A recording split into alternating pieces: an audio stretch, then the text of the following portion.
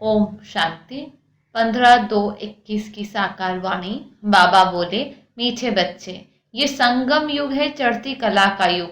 इसमें सभी का भला होता है, इसलिए कहा जाता चढ़ती कला तेरे भाने सर्व का भला। प्रश्न। बाप सभी ब्राह्मण बच्चों को बहुत बहुत बधाइयाँ देते हैं, क्यों? उत्तर। क्योंकि बाबा कहते तुम मेरे बच्चे मनुष्य से देवता बनते हो, तुम अभी रावण की जंजीरों से छूटते हो, तुम स्वर्ग की राजाई पाते हो, पास विद ऑनर बनते हो, मैं नहीं। इसलिए बाबा तुम्हें बहुत बहुत बधाइयाँ देते हैं। तुम आत्माएं पतंग हो, तुम्हारी डोर मेरे हाथ में है, मैं तुम्हें स्वर्ग का मालिक बनाता हूँ। गीत। आखिर वो दिन आया आज। ओम शांति। ये अमर कथा कौन सुना रहे हैं?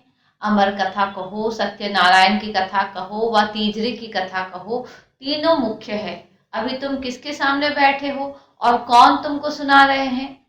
सत्संग तो इसने भी बहुत किए हैं, वहां तो सब मनुष्य देखने में आते हैं, कहेंगे फलाना सन्यासी कथा सुनाते हैं, शिवानंद सुनाते हैं। भारत में तो ढेर सत्संग है, गली गली सत्संग है।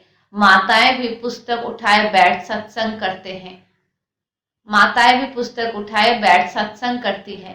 तो यहाँ तो वहां मनुष्य को देखना पड़ता है, लेकिन यहाँ तो वंडरफुल बात है, तुम्हारी बुद्धि में कौन है? परमात्मा। तुम कहते हो अभी बाबा सामने आया हुआ है, निराकार बाबा हमको पढ़ाते हैं। मनुष्य कहेंगे वो ईश्वर तो नाम रूप से न्यारा है। बाप समझाते हैं कि नाम रूप से न्यारी कोई चीज है नहीं। तुम बच्चे जानते हो, यहाँ कोई भी साकार मनुष्य नहीं पढ़ाते हैं, और कहाँ भी जाओ सारी वर्ल्ड में साकार ही पढ़ाते हैं। यहाँ तो सुप्रीम बाप है, जिसको निराकार गॉडफादर कहा जाता है, वो निराकार साकार में बैठ पढ़ाते हैं। ये बिल्कुल नई बात हुई। जन्म बाय जन्म तुम सुनते आए हो, ये फलाना पंडित है, गुरु है, ढेर के ढेर नाम है। भारत में बहुत बड़ा है, जो भी कुछ सिखाते हैं। भारत तो बहुत बड़ा है, जो भी कुछ सिखाते हैं, समझाते हैं, वो मनुष्य ही है। मनुष्य ही शिष्य बने हुए हैं, अनेक प्रकार के मनुष्य है। फलाना सुनाते हैं, हमेशा शरीर का नाम लिया जाता है। भक्ति मार्ग में निराकार को बुलाते हैं कि हे पतित पावन आओ, वही आकर बच्चों को समझाते हैं। तुम बच्चे जानते हो कि कल कल सारी दुनिया जो पतित बन जाती है, उनको पावन करने वाला एक ही निराकार बाप है।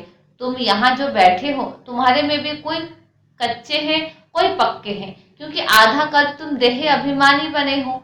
अब देही अभिमानी इस जन्म में बनना है। तुम्हारी देह में रहने वाली जो आत्मा है, उनको परमात्मा बैठ समझाते हैं। आत्मा ही संस्कार ले जाती है। आत्मा कहती है ऑर्गन्स द्वारा कि मैं फलाना हूँ, परंतु आत्मा अभिमानी तो कोई है नहीं।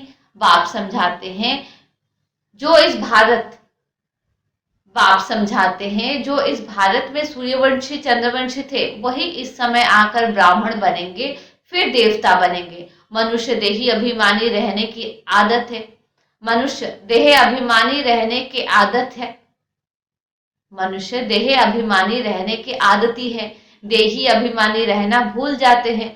इसलिए बाप घड़ी घड़ी कहते हैं देही अभिमानी बनो। आत्मा ही भिन्न भिन्न चोला लेकर पाठ बजाती है, ये है उनके ऑर्गन्स। अब बाप बच्चों को कहते हैं मन मना भव। बाकी सिर्फ गीता पढ़ने से कोई राज्य भाग्य थोड़ी मिल सकता है। तुमको इस समय त्रिकालदर्शी बनाया जाता है, रात दिन का फर्क हो गया। बाप समझाते हैं मैं तुमको राजयोग सिखाता हूँ। कृष्ण तो सतयुग का प्रिंस है, जो सूर्यवंशी देवताएं थे उनमें कोई ज्ञान नहीं, ज्ञान तो प्राय लोप हो जाएगा। ज्ञान है ही सदगति के लिए। सतयुग में है, सतयुग में दुर्गति में कोई होता ही नहीं, वो है ही सतयुग। अभी है कलयुग। भारत में पहले सूर्यवंशी 8 जन्म, फिर चंद्रवंशी 12 जन्म। ये एक जन्म अभी तुम्हारा सबसे अच्छा जन्म है। तुम हो प्रजापिता ब्रह्मा मुख वंशावली। ये है सर्वोत्तम धर्म। देवता धर्म सर्वोत्तम धर्म नहीं कहेंगे, ब्राह्मण धर्म सबसे ऊंच है। देवताएं तो प्रारब्ध भोगते हैं। आजकल बहुत सोशल वर्कर है, तुम्हारी है रूहानी सर्विस, वो है जिस्मानी सेवा करना। रूहानी सर्विस एक ही बार होती है। आगे ये सोशल वर्कर आदि नहीं थे। राजा रानी राज्य करते थे। सतयुग में देवी देवता थे, तुम ही पूज्य थे, फिर पुजारी बने। लक्ष्मी नारायण द्वापर में जब वाम मार्ग में जाते हैं तो मंदिर बनाते हैं, पहले पहले शिव का बनाते हैं। वो है सर्व का सद्गति दाता, तो उनको जरूर वो है सर्व का सद्गति दाता, तो उनकी जरूर पूजा होनी चाहिए। शिव बाबा ने ही आत्माओं को निर्विकारी बनाया था ना। फिर होती है देवताओं की पूजा। तुम ही पूज्य थे, फिर पुजारी बने। बाबा ने समझाया है, चक्र को याद करते रहो। सीढ़ी उतरते उतरते एकदम पट पर आकर पड़े हो। अब तुम्हारी चढ़ती कला है। कहते हैं चढ़ती कला तेरे भाने सर्व का भला। सारी दुनिया के मनुष्य मात्र की अब चढ़ती कला करता हूँ। सारी दुनिया के मनुष्य मात्र की अब चढ़ती कला करता हूँ। पतित पावन आकर सबको पावन बनाते हैं। जब सतयुग था तो चढ़ती कला थी और बाकी सब आत्माएं मुक्ति धाम में थी। बाप बैठ समझाते हैं, मीठे मीठे बच्चों, मेरा जन्म भारत में ही होता है। शिव बाबा आया था, गाया हुआ है, अब फिर आया हुआ है। इसको कहा जाता है राजस्व अश्वमेध अविनाशी रुद्र ज्ञान यज्ञ। स्वराज्य पाने के लिए यज्ञ रचा हुआ है। विघ्न भी पड़े थे, अब भी पड़ रहे हैं। माताओं पर अत्याचार होते हैं। कहते हैं बाबा हमको ये नंगन करते हैं, हमको ये छोड़ते नहीं हैं, बाबा हमारी रक्षा करो। दिखाते द्रौपदी की रक्षा हुई, अभी तुम 21 जन्मों के लिए बेहद के बाप से वर्षा लेने आए हो। याद की यात्रा में रहकर अपने को पवित्र बनाते हो, फिर विकार में गए तो खलास एकदम गिर पड़ेंगे। इसलिए बाप कहते हैं पवित्र जरूर रहना है। जो कल पहले बने थे वही पवित्रता की प्रतिज्ञा करेंगे। फिर कोई पवित्र रह सकते, कोई नहीं रह सकते हैं। मुख्य बात है याद की, याद करेंगे, पवित्र रहेंगे और स्वदर्शन चक्र फिराते रहेंगे तो फिर ऊंच पद पाएंगे। विष्णु के 2 रूप राज्य करते हैं ना, परंतु विष्णु को जो शंख चक्र दे दिया है वो देवताओं को नहीं था, लक्ष्मी नारायण को भी नहीं था। विष्णु तो सूक्ष्म वतन में रहते हैं, उनको चक्र के नॉलेज की दरकार नहीं है। वहां मूवी चलती है। वहां तुम जानते हो कि हम शांति धाम, अभी तुम जानते हो कि हम शांति धाम के रहने वाले हैं। वो है निराकारी दुनिया। अब आत्मा क्या चीज है वो भी मनुष्य मात्र नहीं जानते। कह देते आत्मा सो परमात्मा। आत्मा के लिए कहते हैं एक चमकता हुआ सितारा है जो भ्रुकुटी के बीच रहता है, इन आंखों से देख न सके। भल कोई कितना भी कोशिश करे, शीशा आदि में बंद करके रखे कि देखे कि आत्मा है, इन भल कोई कितना भी कोशिश करे, शीशे आदि में बंद करके रखे कि देखे कि आत्मा निकलती कैसी है। कोशिश करते हैं परंतु किसको भी पता नहीं पड़ता है आत्मा क्या चीज है, कैसे निकलती है। बाकी इतना कहते हैं आत्मा स्टार मिसल है, दिव्य दृष्टि बिगर उसको देखा नहीं जाता। भक्ति मार्ग में बहुतों को साक्षात्कार होता है। लिखा हुआ है अर्जुन को साक्षात्कार हुआ, अखंड ज्योति है। अर्जुन ने कहा हम सहन नहीं कर सकते। बाप समझाते हैं इतना तेजोमय आदि कुछ है नहीं। जैसे आत्मा आकर शरीर में प्रवेश करती है पता थोड़ी पड़ता है। अब तुम भी जानते हो कि बाबा कैसे प्रवेश कर बोलते हैं, आत्मा आकर बोलती है। ये भी ड्रामा में सारी नूंद है, इसमें कोई के ताकत की बात नहीं। आत्मा कोई शरीर छोड़ जाती नहीं है, ये साक्षात्कार की बात है। वंडरफुल बात है ना। बाप कहते हैं मैं भी साधारण तन में आता हूँ। आत्मा को बुलाते हैं ना, आगे आत्माओं को बुलाकर उनसे पूछते भी थे। अभी तो तमो प्रधान बन गए हैं ना। बाप आते ही इसलिए है कि हम जाकर पतितों को पावन बनाएं। कहते भी है 84 जन्म, तो समझना चाहिए कि जो पहले आए हैं उन्होंने ही जरूर 84 जन्म लिए होंगे। वो तो लाखों वर्ष कह देते। अब बाप समझाते हैं तुमको स्वर्ग में भेजा था, तुमने जाकर राज्य किया था, तुम भारतवासियों को स्वर्ग में भेजा था, राजयोग सिखाया था संगम पर। बाप कहते हैं मैं कल्प के संगम युगे आता हूँ। गीता में फिर युगे युगे अक्षर लिख दिया है। अभी तुम जानते हो हम सीढ़ी कैसे उतरते हैं फिर चढ़ते हैं, चढ़ती कला फिर उतरती कला। अभी ये संगम युग है, सर्व की चढ़ती कला का युग। सब चढ़ जाते हैं, सब ऊपर में जाएंगे, फिर तुम आएंगे स्वर्ग में पाठ बजाने। सतयुग में दूसरा कोई धर्म नहीं था, उनको कहा जाता है वाइसलेस वर्ल्ड। फिर देवी देवता वाम मार्ग में जाकर सब विनाश होने लगते हैं। फिर देवी देवता वाम मार्ग में जाकर सब विश्वस होने लगते हैं, यथा राजा रानी तथा प्रजा। बाप समझाते हैं, हे भारतवासी, तुम वाइसलेस वर्ल्ड में थे, अब है विश्वस वर्ल्ड।